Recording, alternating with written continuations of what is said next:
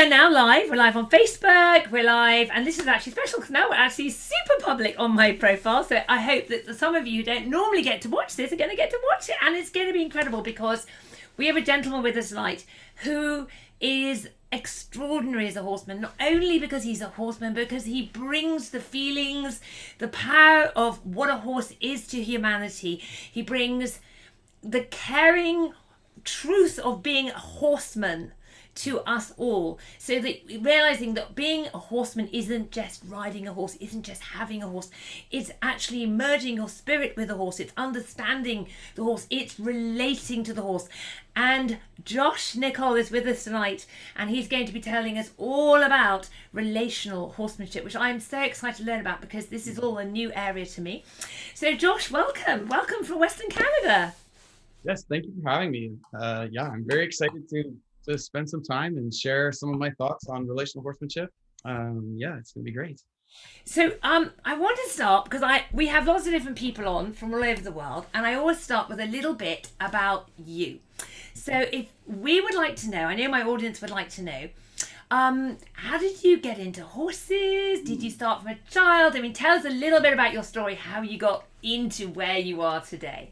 Yeah, for sure. I was born in Northern Ontario, so not really in the Western culture of Alberta. And my dad was a logger, and we lived in a very small, very remote area of the world, and spent most of our time outside. So we had a bunch of animals. We had no television. It was a very nature-based childhood. And in that time, I spent a lot of time live somewhere. It's not where we're supposed to be. And spent most of our time outside. So and in that time, I spent a lot of time. Hold on, just 1 second. Sorry, Josh. Where we're supposed to be. Hold on 1 second. We've got most of our time. Hold on a second. We've got two of you in that here. time, I spent a lot of time. Hold on just 1 second. Sorry, Josh. I've got sorry, Josh. We've got most of our time. Hold on a second. We've got two of you here. I spent a lot of time. Hold on 1 second. Sorry, Josh. Okay, that's a nightmare. This is like, Joe, I've done like 15 of these, and now I'm like starting to lose the plot. Okay. Carry on. Should I start over, or should I? I don't think anyone can hear any of that because it was there was a replay. It was the live stream was replaying. Carry on. It was live looping. So I was born in Northern Ontario, in a very remote location. We lived in a logging town. My dad was a logger, and this allowed for a very animal-based beginning for me. We never really thought of training horses or animals. I just spent time with them, and we would ride and do various things, but it was really about just being with them. And that set a really interesting tone for me in regards to my desire to connect with animals. When I was 12, we moved to Alberta, and that was when, we really started seeing a different world with horses. So in Alberta, it's very the culture is different. It's more horses and cattle, and the culture of using and working with horses. So it's kind of interestingly, it was a neat thing for me to then consider not just being with the horses in a different way, but now using them in more of a training mentality or a working world. So then I began this interesting journey of learning about the training and different styles. And honestly, I traveled all over the place. There was, I was down in the States, and I was in various places in Canada, just trying to, find people that were looking at the horses in a way that felt right. Right from the very beginning, I was very encouraged to seek good feel, to work off of feel. And that's always a recommendation that I have for people is when you're watching somebody work with a horse, even though they may be esteemed or not esteemed, what we do is you must be led by your feel. The inner elements of your being is drawn to something. And that really guided me in the beginning. So there was people I didn't feel right about various approaches. And then there was people that spoke to me. They spoke to a deeper part of me relationally. And then I started following them. So I began, I went to a Deb Bennett clinic when I was 14. And then she encouraged me to hunt down various people. And Harry Whitney was in that world, and Tom Dorrance, and, a bunch of different, people. And my parents were always very supportive. As long as I poured everything I had into it, they were happy to, take me wherever I needed to go. So I went and worked at ranches in the States, and I traveled around with Harry, and it was beautiful because Harry Whitney is very relational. His perspective on horses is to understand horses, and that set a really good foundation in me, to help gain a perspective around understanding them. So then from there, I came home, and I had no intentions of training or teaching or anything. I just wanted to ride horses, and I wanted to know them better. But slowly people started bugging me to help, and that slowly cultivated a business out of it. But my goal has always been just to understand what horses need. Often we focus on what we want and what we need from a horse, and the question's not often asked, what did the horse need? And they're very clear with us if we would listen. So I've built a progression around, first off, understanding the horse, and that's really where I prioritize, what is relational horsemanship. And then the beautiful part about it is that when you understand what they need, then they can actually utilize their body to be trained. And it's really cool how relationship sets the tone for a horse's body to be schooled. So without that, then you need more dominant, confining, submissive approaches, because the horse doesn't feel taken care of. Well, then they want to keep their body for themselves to defend themselves. So then it turns the style of training into a more confrontational approach, where the horse doesn't feel safe and we're trying to retain or contain. And from a relational perspective, if I can meet the horse's need, now all of a sudden they're totally happy to be with me. So then training is about cultivating and shaping the brilliance and the beauty of their body through the progressions of the schooling, versus trying to kind of force things. And then I've taken that into kind of two scopes. So I still use my horses in a working way, in an attempt to develop deeper partnerships. So we're trying to intensify a horse's ability and willingness to do hard things without it being about force, but then also spending the time in training and shaping the horse's bodies so that they can use their power, and which supports longevity and soundness. So I want them to feel powerful in the training, and I want my horses to be working horses for many years. So then soundness matters dramatically. So then I have to focus on developing their bodies correctly. So it's really a beautiful blend, I would think, between knowing a horse mentally and physically, and then being able to blend all those together, because you can't really have one without the other, from my perspective. Wow. So what's so interesting is, as you're saying this, I'm going, this sounds like classical riding. It sounds like classical dressage. Um, Sure. the idea being that there are, in fact, Christine Stuckelberger, sorry, who I interviewed about a month ago now. She told me off for saying classical riding. She said there is no classical riding. There are just correct principles of riding and correct training principles of a horse. But that line of training is all about, and they're not being forced, about you creating, as Arthur Cotter says, having a partner horse. And you're saying exactly the same thing. So that's so wonderful.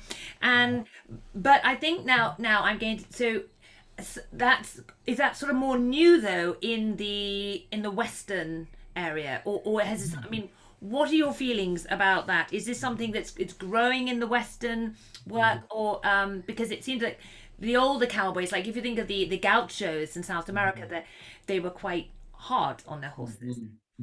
Yeah.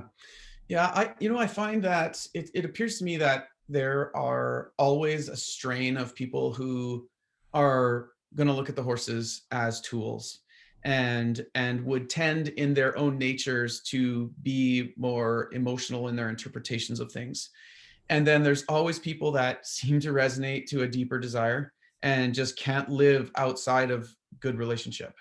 And if they have to, it drives them nuts. And so I feel like I've met a lot of people in the Western culture that I would say draw to that stream of, desiring good relationship. And they might not have all of the principles that maybe the classical system understands.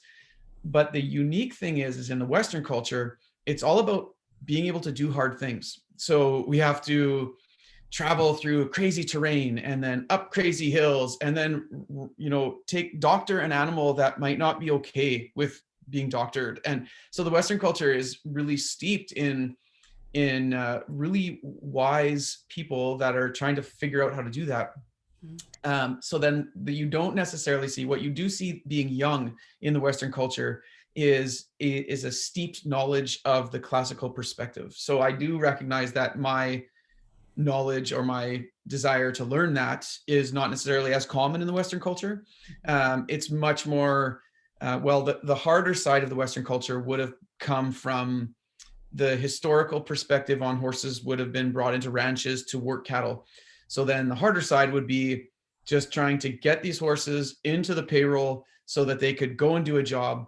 And that's a lot of where the submissive approach came. So, overbending horses, trying to kind of dominate them a little bit more, because the point was not to get connected with the horses necessarily. It was just to get them on the payroll. And so then the bronc busting and tying them up and all of these things, it was mindfully based on economics, just trying to get these animals to do their job. And that did create a bit of a less than relational perspective. But even inside of that, you have people that weren't necessarily excited about that.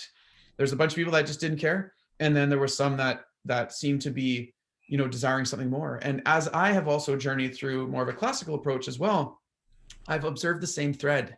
You see some people that so desire to be with the horses and connect with them. And then you see some that just use the technical principles.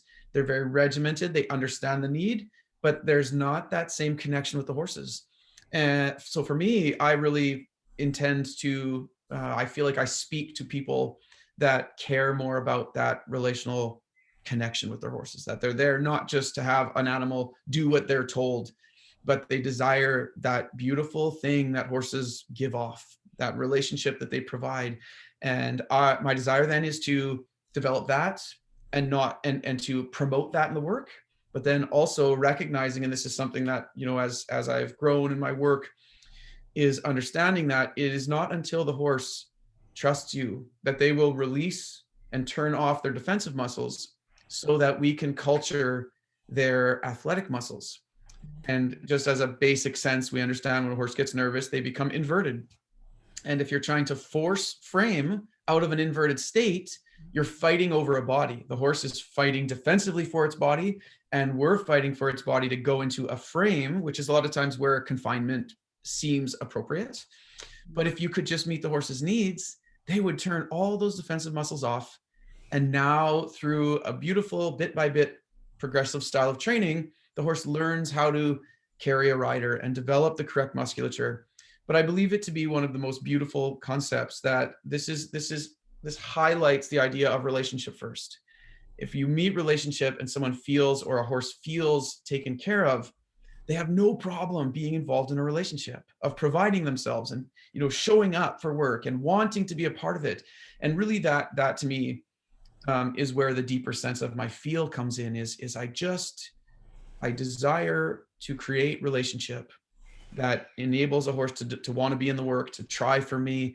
And then it's up to me then to understand the other side of training, which is the progression of the system of training, which is understanding the body and knowing what comes first, and why would you not do that first, and why would you wait on this. And so that's really a deep knowledge that I've been able to, and which is continuous for me. I'm just a student of the horse, but learning more and more about those progressions has been beautiful. But getting that relationship first to me is absolute key. And from there, the sky's the limit on the evolution of knowledge to train the body. Gosh, I mean, it's wonderful to hear you speak, because to me, you're like a modern horseman. To me, you're bringing the best of the old and the new together, and this is where I think the future lies. And I think that because when I come from the classical dressage world, and people go, oh, I don't want to do that, even Mhm. though I know that it's still what you're saying, but people kind of push it away because they think it's old hat and all these Mhm. fancy people in fancy hats and funny, Spanish flying Mhm. squad, Right. and they throw away the wisdom because it Mhm. doesn't fit their narrative. Right. And so what you're doing as a modern horseman is you're trying to bring it all Mhm. together, and I love it. Now, so you invented the term relational horsemanship. That was your creation, yeah? Yeah, that's the term I've called it for a very long time, and we just have, yeah, used that. I found that the term horsemanship it's these names get watered down really quick. So horsemanship can speak to pretty much anybody working a horse, and slowly what happens is as the pool kind of waters down, you want to get a little bit more detailed about what you're trying to do. And yeah, I just love the idea that relational horsemanship spoke to relationship first. It was relationship, then horsemanship, and we're, trying to infuse a person's mind with the concepts that you have to have this first to even speak to the horse. So yeah. So now, if you would you give us like a few clues? So for people listening, um, to you, what do you mean by I need to go and build a relationship with my horse first? Mhm. So Yeah. people think, well, I know my horse, like it's got a name, I have a relationship with it. I don't Right. quite think that's what you mean. So what do That's you mean? awesome. Well, it's a proactive focus of, first of all, understanding what a horse's needs are, and then changing our interpretation around how we look at horses. So I always start with talking to a person and trying to understand how they look at horses. Most people would look at horses like they're a human. So we would say the horse is doing the things they're doing for the same reasons that I would be doing them. And let's just take pinning of the ears, for instance. We would say if the horse is pinning their ears, then they're being a fill in the blank or whatever. And now I'm fueled with an emotion and an energy that I'm going to use in my teaching or my training. And the horses primarily feel that. So when they look at us, they're not necessarily looking at our clothes or, the way we're speaking. They feel the underlying currents of the frequency you're giving off. So as soon as you've taken an interpretation that changes your frequency, now the horse feels somewhat guarded. So now the very thing we need, which is them to be in a state of release, to move their body right, they're now starting to tighten. So relational horsemanship generally speaks to, I kind of compare two styles, and I would say relational horsemanship is one style, and a more reactive, emotional horsemanship would be the opposing style. And relational horsemanship says that when a horse is struggling, this is an expression of unmet needs. And it is our job, if we want them to feel safe with us, to then meet their needs. And the needs show up in three general forms. And I would say mind, space, and pressure. A horse needs to understand mentally how, if they're safe in the world and who's taking care of things. And space is this interdynamic between feeling of a person's ability to feel themselves and the confidence that they show up with. Mm. It's not about keeping a horse out of our space necessarily, but it's about what you show up with within yourself. And then pressure is truly about, horses have to control pressure. They have to know how. And what people generally fall into is that they naturally take on a horse's desire to fall into what I call a predatorial pressure, which is that they just run away from pressure. And if you want them to stay, well, then you have to turn the pressure off. And that didn't work in my world for very long, because there's lots of times where there's a lot of pressure going on and I couldn't turn it off. You can't stop an environment from happening. Well, how do I get my horse to stay with me? So I had to start learning how to help my horses control that need in a way that allowed them to think that I was a part of that, and how I could stay inside of that. So that really challenged a lot of my edges, because you either have to fight the horse and get them to submit, or give them what they need in a different way. So those three pillars become absolutely imperative on us being able to meet those things for them. And when we meet their needs, your horse will generally do anything you want. And if you don't meet their needs, then they will be in a state of stress. They'll have to take care of themselves, and they'll always fall back to their natural tendencies. And then relation, or excuse me, an emotional or reactive, I don't want to say emotions are bad, but a reactive emotional horsemanship would say that you've interpreted the horse's actions in the same way you would if someone was emotionally striking out to you, which now fuels you with negative emotional energy that you will use justifiably with your horse. You will believe that the horse is doing something wrong, and now you feel 100% justified to raise your stick or get after them. And this is a justified negativity in relationship. But from an emotion or from a relational perspective, you see your horse struggling and it will immediately create an empathy. You're going to say, okay, well, if I want my horse to feel safe here, then I have to step up and make some adjustments so that they can feel safe.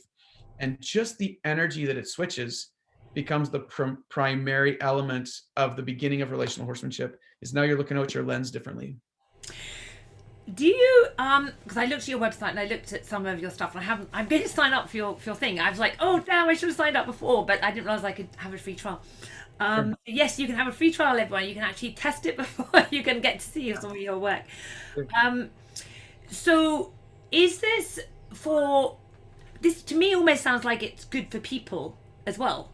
It's almost like if you can learn to understand a horse, then this almost like it's like is not a parallel with then understanding people. It's the same thing. I mean, what you're saying is, shouldn't we all do this to each other? Absolutely. The way my desire is to be in relationship with all things, humans, horses, nature. There is a currency on the earth which allows us to flourish in our interpretations. And when we look at things differently, everything around us creates an opportunity to change. And I say creates an opportunity because we also have to be proficient in understanding the horses. We have to know how to handle and move. So there's another element. So yes, absolutely. The first thing that I do, so in the introduction of my website, I spend the entire time just transforming or giving people the opportunity to hear my message on how do you look out your own eyes? Because without changing that, without changing your lens, what you'll find is you're just going to keep going over the different techniques with the same perspective and finding a negative result, because it's not the technique that's the problem. And I enjoy going up to bat for different trainers, because the trainer might give a great technique. They might show someone a really good idea, but because the person has never changed their internal dynamic, they keep getting the same results because the horse hears their energy more than hears the technique. So I've spent a lot of time watching this with other trainers, seeing them, just brilliantly bring out this beautiful change in the horse.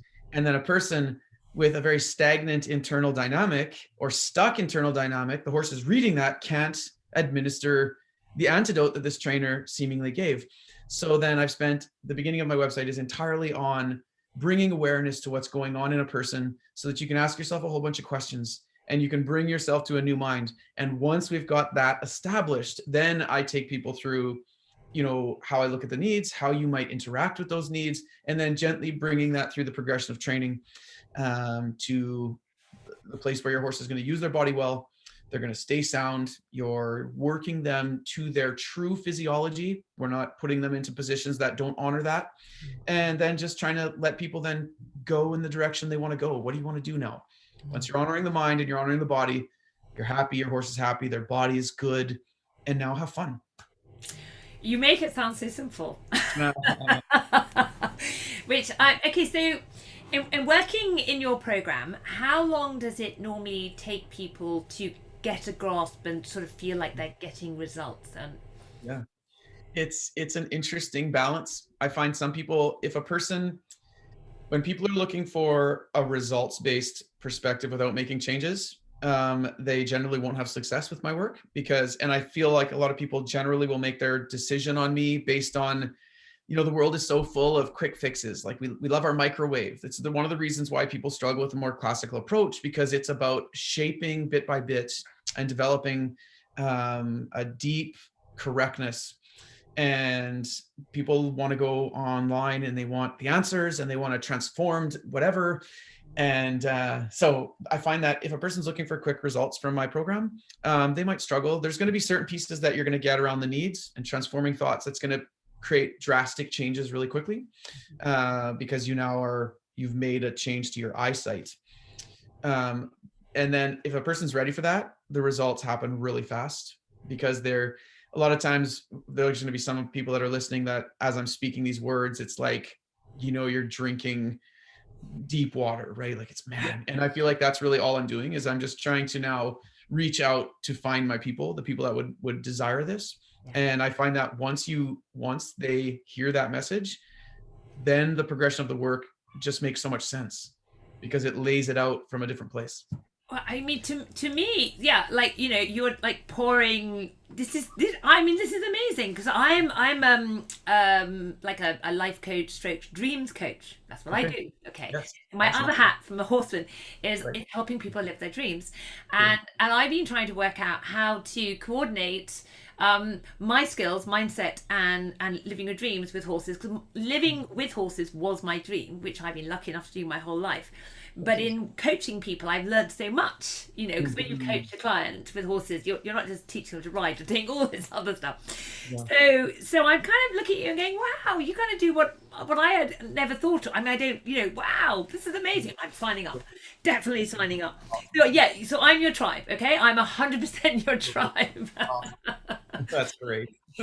So, which brings me to another question, just kind of a big blue sky question, which is, so what is your mission or your personal purpose now? You do this work. What do you want for it in the world? Because you're a young man still. You got a lot of time. Yeah, I am, of all of it, I love clean alignments. I love creating the opportunity to bring relationship where it's desired and in places where it isn't. Because I've been teaching and training for over 20 years. And of all the things that bring me the greatest joy, it's to bring peace to a horse, and then to bring peace, not PIE, but PEA, peace, to people where they desire it, but don't necessarily understand how to find it. And many people in the horse world will make massive changes when they see it affects their horse. It's crazy how this happens. They might not do it for themselves, but when they recognize the transformation and opportunity in their horses, they are inspired to go ahead and do the work and make changes. So for me, if I'm more of a simple guy, I love a more simple life. I love training horses and dogs and living in more of a Western culture where it's very earthy. Um, but the expression of what I would love to leave on this earth is that I could have brought people to a place where they recognize how to have those desires that are somewhere deep down there of being in right relationship with their horses, that there is a way to do that. And they're not wrong for desiring that. And when they struggled with how some things were done, that little niggle in their heart wasn't wrong. Is there for a reason, because I truly believe, I call it the universal language, but I believe there's a language in all things on this earth that that everybody can feel, and when we start touching it, it draws us to what right relationship would be, whether that was be with the earth, whether it be with dogs or horses or cattle, um, and with each other. So I'm always using those senses to make decisions about what I like and what I'm drawn to. And if I could leave something on the earth, it would be that I could open that door for more people and allow that to be something that they can touch in their lifetime. Oh wow, what a beautiful mission that is. That is lovely. So, um, so I want to. Gosh, that's such a beautiful vision. I'm now like, wow, I'm just going to float away now with that lovely vision. Um, but let's get back to like the reality of where we are right now. Um, we're in a funny time with horses because around the world, like some horse sports are trying to be banned. No, I mean because they are kind of cruel. I mean, in Australia, they're like they have certain rules about the racing now. Over here, people we still have a massive racing industry and perilous horses suffered. We had 3 horses die or something in the Grand National this year, and Mhm. people used to just assume that was okay, and now we're seeing, thank God, Yeah. this uprising that this is not Mhm. okay. Yeah. I have got to the point now. I've ridden all my life, and I'm much older than you. But I sometimes actually don't want to make my horse work. I mean, Mhm. because I feel like because I have a relationship with it, I don't want the horse. It's like, well, Mhm. it's very hot today. I'm not going to work. Mhm. Whereas I used to compete a lot. I was an Mhm. event rider, so it's like we've got to get fitness. We've got to get the fitness. We've got the fitness. Um, and so I think we're now in this way, aren't we? We're trying to find this middle ground where we care for the horses, but I mean, there is a movement that we shouldn't ride them, and there is a movement that we shouldn't ever have bridles on them. Now, I think Mhm. you do ride your horses and you do use bits sometimes. Yeah, you do some bitless, right? You do some with bits. Yep. Yeah. Okay. So I am what? so happy that you're asking me this. Yeah. So what are your thoughts on this sort of where we are in the world, where there's sort of people saying don't ride them, and there's people saying riding is cruel? I mean, where's your ground on that? Very good. I've been actually, it's been on my mind to have this conversation somewhere. So I'm glad that you're opening this door. I think of it a little bit in a couple different ways. Generally, where the people are doing that for the right reasons. We need to make a stand on certain things. 100%. There is an area where there is a less than humane approach to how things are handled. And my greatest goal would be to bring change to the heart of people so that they would look at animals differently, they would handle them differently. And I think we're making a little bit of a mistake when we say we need to stop an industry necessarily. But what if we handled the horses differently? What if they weren't terrified when they were doing things? How would their bodies work differently? So for me, I think sometimes we miss a little bit of the point when we focus on just cutting things off and saying that whole thing needs to go away. So I generally desire to do my best to change the heart of how things are happening. And I recognize I'm not ignorant. I recognize that in certain areas that's not going to happen. And so then there are rules that need to happen. But what happens then is then people make extreme swings to the other side of saying, well, then maybe we should do nothing with them. But if I look at my life, I recognize that if I was allowed to sit on the couch my whole life and do nothing, I would have never achieved many of the beautiful things that I've achieved out of the work that I've put in and what that taught me through the work.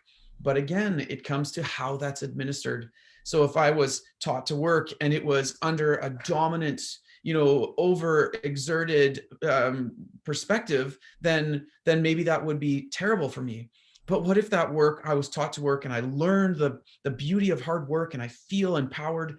When I look at my horses and I see some of my amazing horses that have worked their whole lives, and that one of my main horses, when we're working consistently, he meets me at the gate. He loves the sweat and the work and the getting in there. He wants to be the first one that I pick.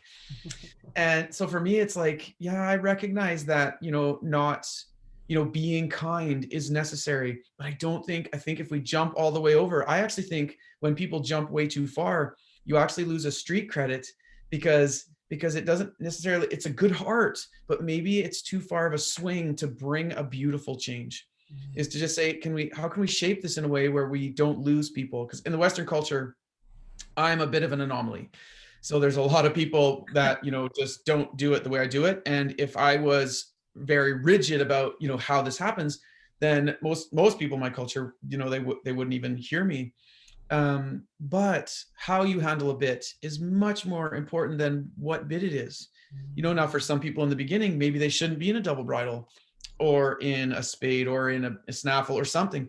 But that's the beauty of the progression, is that you actually earn the right with a horse, and the horse is the one who decides, not you, if they're prepared and ready.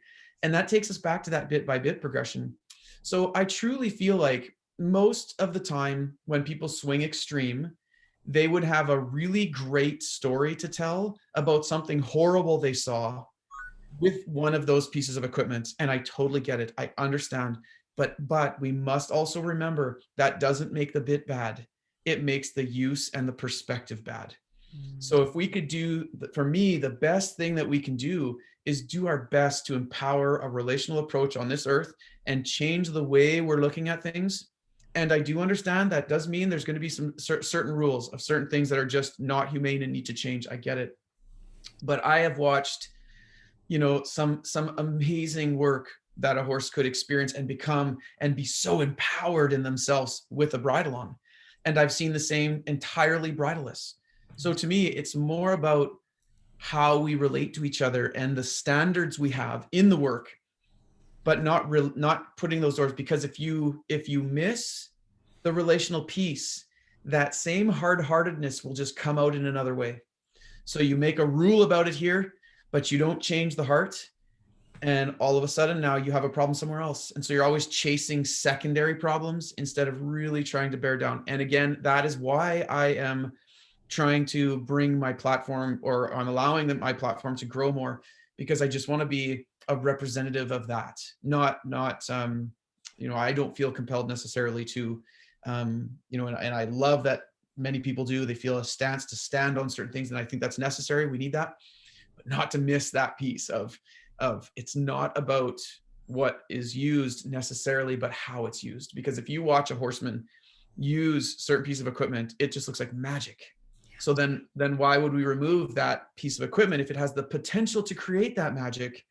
We just have to have a reverence for how they're used. And that's the pieces to me, is let's get to revering the equipment and how they're used with the horse. That when you touch a horse, you're touching a horse. Don't forget that. It's not on you to force, but on the same hand, hard work shapes things into something else. Like I would never have done anything I've done if I was allowed to sit around and do nothing. And then what happens is you watch people's worlds and horses' worlds get smaller, because now they need the confinements of that small world versus this powerful belief of being able to do hard things makes you, feel empowered. So it's kind of a combination of many pieces, but that's kind of my perspective on that. Yeah, I mean, I know from my own experience that my horses love to work, and they just, if you put, because they know work, and because because they're relationally connected with me, because hopefully my horses like me a lot, and they want to work, and they're upset, and they do the same thing. They're like, "You're not taking me in the lorry today," because I can't take them all every time. And the little ponies, they run across the, and that's such a great feeling, and when the horse turns around and says, "Get lost, I'm going to kick you," then, oh, I must have done something wrong here. So luckily they mostly don't do that. I have one little naughty pony that does. He says, "I just don't do riding, forget me, I'm just leaving the field." But they do, but it is about the relationship, and how I know we're coming to the end now, but I just want to ask you, for the people listening, obviously they're going to go and try your free trials. That's one where they can learn more. But but in addition to that, what is one thing that somebody could go tomorrow morning to their horse and do differently, that they can take from what they've learned listening to you? What can they try? What can you just teach them in one minute? Do you know what I'm saying? Something they can try tomorrow that they think, wow, that's cool, and it'll get them thinking. So then they can, when they sign up for your free trial and learn more about relational horsemanship, they're ready. Yeah. I would say two things, and I'll try to be very concise. But the first is recognizing that the best our horse can do is whatever energy we're giving off, and to become very aware of your energy. So if your horse gets upset and anxious and you take all that tension on, then you are allowing the horse to lead you energetically. And this is a life skill for me, is that I want to be aware that if a horse or a person chooses to become upset, that it would be my choice if I were to take that on. And when I'm with my horse, or when anyone is with their horses, have the energy within you that you want your horse to feel, even if they're not feeling it. Just stay calm and recognize the depth of importance to this in your horse. Because most of us, we're very environmentally stimulated by peace. If we're around something that makes us feel peaceful, then we feel peaceful. And if we're around something that is not peaceful, then we're having those feelings. So we become quite unstable for our horses.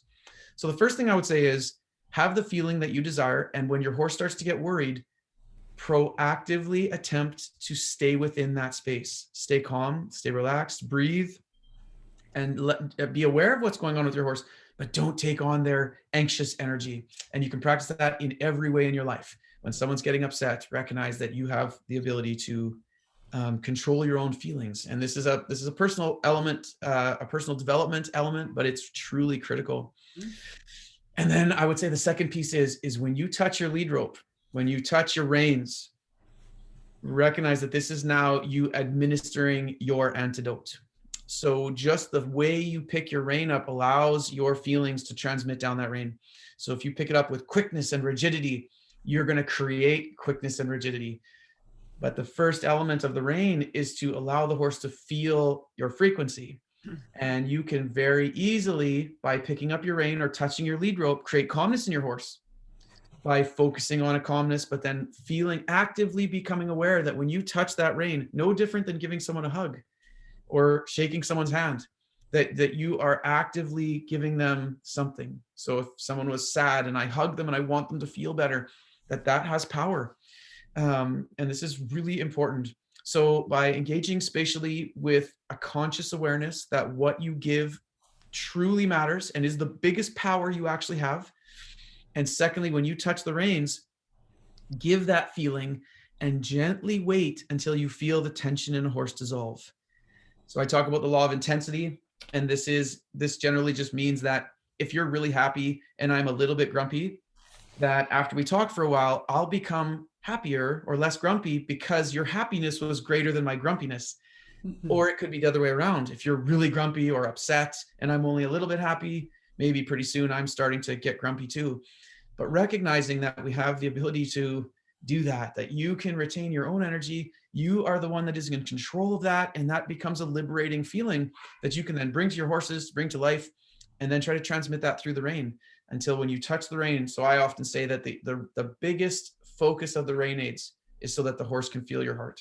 It's not to control them. If you need to control your horse, then we need to back down steps, not go up. And that often is where people struggle with bits and bridles, because we think it's about confinement and force.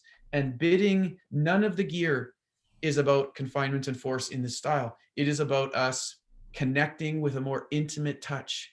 So when you go to a bit, you're in the mouth now. That's a beautiful privilege, and it's an intimate connection. So most of the negativity comes because of how things were used poorly. So I then always encourage people to recognize that how something should be taught should be with the master's mind, not in misuse, because that will always lead you to a more defensive stance if you care. Gosh. You sound like Tony Robbins. Do you realize that? I thought that I sound like him. Well, yeah, I mean, he's got quite a voice, but you're talking about exactly the same language as Tony Robbins, and he is obviously the world's master of mindset. Um, and the conscious awareness, be aware of the energy you bring. It's also in all the universal law books, Deepak Chopra. People talk about meditation, but what you're saying is just being aware of your energy. So you don't actually have to meditate. You could just be aware of just being aware, and that's the start. Then you can shift. And you also sound like you're talking like the channel Esther Hicks. Are you familiar with Esther Hicks? Yeah, I know of her. I'm Yeah. not super familiar, but I do know. Yeah. Yeah, because she channels this spirit voice, and it's saying the same thing, because they said, no, if you change, if you just move your energy up a little, the universe responds. Now they're talking about the energy of the universe, but the horse is another being in that universe. So as you lift your energy up, the horse is joining you. So you're actually, what is so amazing, which you're saying, is being said by lots of non-horsey people all across the world who are trying to raise the consciousness of humanity. So you're doing it in a very special way with your horses, but it's the same message. It's wonderful to hear. 100%. And I feel like anytime we hit the right message, we will see that it's said everywhere. So, because again, that goes into that universal principle of the earth, is that when we speak a truth message, it seems like it can apply to everything. Yeah. And that to me is always one of the telltales that something is a universal principle, that it's like, oh, that makes sense with my wife, and holy smokes, that makes sense at work. And if I thought that here, I could make a change, and it's my dog and my horse. And so I always love that, because I feel like that is actually us connecting to a universal principle versus a horsemanship technique. Yes. And I'm trying to stay away from techniques, actually. Well, generally what I mean is things that merely apply in this scenario, because they're not generally speaking to a scopy, feely perspective, if that makes sense or not. Scopy, I love it. A scopy view. I know exactly what you mean, and I think there are laws of physics, and there are laws of the universe, and when, as you say, when we get close to them, it's like everything becomes magical. I was reading another book, exactly the same line. It's called Dollars Flow Easily to Me, and it's written by a guy called Dotts. Dotts, I forget his first name. And the whole book isn't about money at all. It's about, if you worry, again, it brings down your consciousness, and it just brings in pressure, and it creates dis-ease, and that worrying is a complete waste of time. And he suggests that you worry 15 minutes a day. If you want to worry, do 15 minutes, and you really worry hard for 15 Get it minutes. out. and then refused to ride the rest of the time as an exercise. And then he swears, and I've just read the book, so I'll let you know whether it's working. Uh, and he swears that it just creates more money flow, and it creates flow. He actually refers it to money, but of course it refers to everything. And the book Think and Grow Rich by Napoleon Hill talks about the same thing. You know, believe, have a vision, be super enthusiastic about what you're doing, a burning desire for what you do, and then just let it go and just keep stepping towards that, and just know you're going to have it, and living that positivity. It isn't just a positive mind, it's actually it's like living in a higher level of consciousness, like living out of the mud. It's like choosing to float rather than be weighed down. I mean, it's just such fascinating work. Well, I am definitely signing up, Josh. I shall be signing up immediately. Now, can you just it's joshnichol.com, is that your basic website? Yeah. Yes. Yeah. That's JOSHNICOL.com, right? HOL. Oh, so HOL. So it's Nichol. J-O. Say it again, Josh. JOSH. Yes. NICHOL.com. There's no S. Yes. Okay. So he's got the Nichol with the H. Because there's obviously two spellings of Nichol. And on there you can see all the different levels of program that you can work with Josh, including your free trial, and it's all incredibly affordable. In fact, I looked at it, Josh, and I do lots of online courses and help people build their businesses, and I was like, far too cheap. So, get it before I talk to him, tell him to put his rates up. Well, and I also have for people that are interested, you have the free trial, but then I have a bunch of content on YouTube as well. That's I did an expo where we recorded the whole progression, and there's a relational side and an athletic side, which is all on there. So I think there's 6-hour-long sessions that I did, and that's also valuable for people who are just still wanting to kind of get a taste of what I'm doing without signing up on the website. Not to discourage the website, because I think that's super valuable as well, but just other options for people. Oh no, that's fantastic. No, I didn't find that, because essentially it didn't come up because I put you into Google and I found yours didn't come up on YouTube. So we need to increase your the YouTube. We're just starting on YouTube more, so it's only been a couple of years that we've been going there. So yeah. No, that is absolutely brilliant. I have had so much fun talking to you, and I'm so excited that you exist, because I've met somebody now who pulls all these pieces together. So I want to learn more, because this is my dream, to be able to work somehow in this field. Right. Because I have 7 horses and ponies, and they're all getting elderly now, and I want them to help people, and I've been trying to work out how they can help people, because they can't do that much more riding. So some of them can, but some of them can't, and I want them to teach people how to be human by working with kindness with horses. And I'm sort of like, I put this out to the universe. I want to do this. I'm just waiting for the answer exactly how. So if I follow you, Ilva, I think I might get better answers. Well, that's great. Yeah, it's been an absolute pleasure spending time with you. Thank you for having me. Thank you so much, Josh. Well, everyone, go find him. Go follow this man. He's absolutely extraordinary. Thank you all in Clubhouse for listening. And we will hopefully talk to you in the future another time, Josh. Love to see you again. All right? Take care now. Bye-bye. Thank you.